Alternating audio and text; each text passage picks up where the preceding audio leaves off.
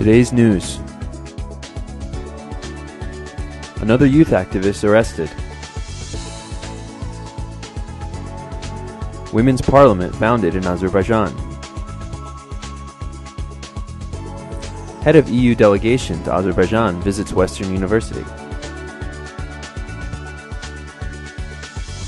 IREX holds discussion on development of independent media. NGO discusses need to define status of municipal administration. Legal glossary for journalists.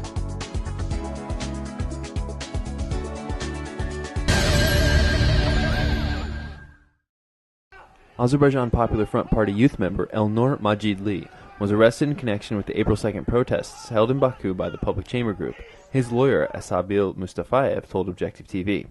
Asabil Mustafayev said that Elnur Majidli is being held in the Nazimi District Police Office. Objective TV correspondents visited the Nazimi District Police Office. However, they were not allowed to shoot video or photos. The police also refused to answer journalists' questions. According to Asabil Mustafayev, it is not clear what Elnur Majidli will be charged with. Media Forum reported that Elnur Majidli was sentenced to 2 days of detention. Majidli is suspected of being involved in breaking windows on the day of the rally. Criminal cases were launched in connection with the April 2nd rally.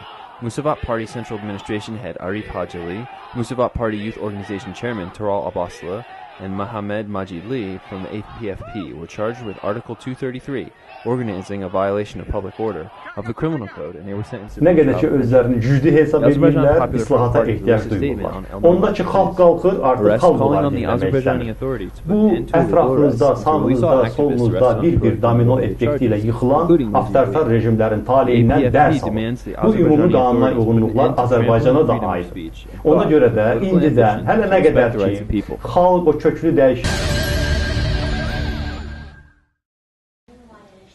The Women's Association for Rational Development has established the first women's parliament in Azerbaijan with financial support from the UN Democracy Fund. WARD leadership announced in a press conference today that the parliament has 25 members, 15 of whom are from Baku, with 10 more representing other cities and towns in Azerbaijan. The first women's parliament has been established with the aim of investigating, analysing and improving women's rights and gender parity in Azerbaijan. The parliament slogans include "Parity is equal to justice" and "Parity for women," the community head Charlotte Ismailova said.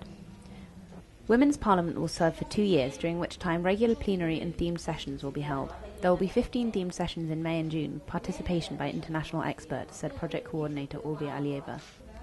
The Parliament has 5 standing committees, advisors and a group of experts in the social, economic and human rights sphere. The Parliament will prepare recommendations for the Azerbaijani Parliament, State Committee on Family, Women and Children's Issues, and an alternative report for the UN Committee on the Elimination of Discrimination Against Women.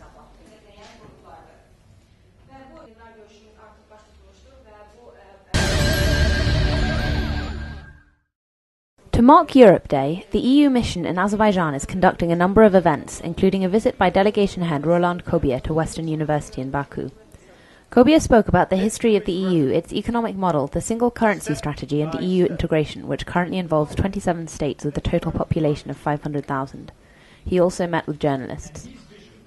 Kobier discussed the development of the relationship between the EU and Azerbaijan with regard to Europe's energy interests in the region, as well as issues surrounding the transfer of democratic values of Europe. At the beginning of the EU-Azerbaijan cooperation in the mid-1990s, humanitarian concerns dominated, but now the relationship has deepened through Azerbaijan's involvement in the European Neighbourhood Policy and Eastern Partnership, for example. Europe Day is marked each May on the anniversary of the Schuman Declaration on May 9, 1950. In this appeal, the French Foreign Minister Robert Schuman proposed that Germany join forces in the coal and steel industries. A year later, 6 countries established the European Coal and Steel Community, which marked the beginning of integration within the European community. The Role of Independent Media in the Development of Azerbaijan was the title of the roundtable organized by the International Research and Exchange Group's media program in Sumgayit yesterday. In addition to media representatives, NGO representatives, students, and young people attended the event, along with representatives of the U.S. Embassy, USAID, IREX, and independent experts and lawyers. IREX lawyer Alasker Mamadlı spoke about the achievements in the development of media, particularly in Sumgayit. A reporter for Radio Liberty's Azerbaijani service, Marif Çingizoglu, commented that thanks to IREX's project, a difference can be observed in the development of citizen journalism in the regions. The speakers also addressed the function of the media and the areas that still need work. Today, the NGO Alliance for the Development of Municipal Offices held a roundtable on municipal legislation and ways to improve it. The Alliance revealed a number of errors and disputed issues in this legislation. Alliance coordinator Adil Bayramov said. Deputy Chairman of Assistance for Economic Initiatives Public Union, Rovshan Agiev, revealed the results of an analysis of laws governing the status of municipal administration and the basics of municipal financing. According to him, neither the Constitution nor these laws have managed to define the status and role of municipalities in the state management system. Head of Democracy Study Public Union, Mirali Husseinov, declared the only option is to propose constitutional reforms to better define the status of municipal administrations.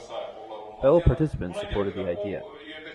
The head of the Assistance to Economic Initiatives Public Union, Azar Mehdiev, described the current status of the municipal administration as being the stepchild of the state management system. The attendees proposed to prepare a draft law on the status of the municipalities and present it to the parliament. A legal terms for journalists glossary was presented in the International Press Center today. The 780-page glossary is a joint project of the General Prosecutor's Office, Confederation of Lawyers, and Press Council. General Prosecutor's Office spokesman Eldar Sultanov said that despite a huge number of journalists writing about legal themes, there are still inaccuracies in specific news reports. The journalists should take into consideration their audience, i.e. the legal materials that are also read by judges, police, and lawyers, Sultanov said. Confederation of Azerbaijani Journalists representative Ali Hussein Lee noted that it is neither the first nor the last joint project of the said agencies, which are interested in enhancing the legal knowledge of mass media representatives.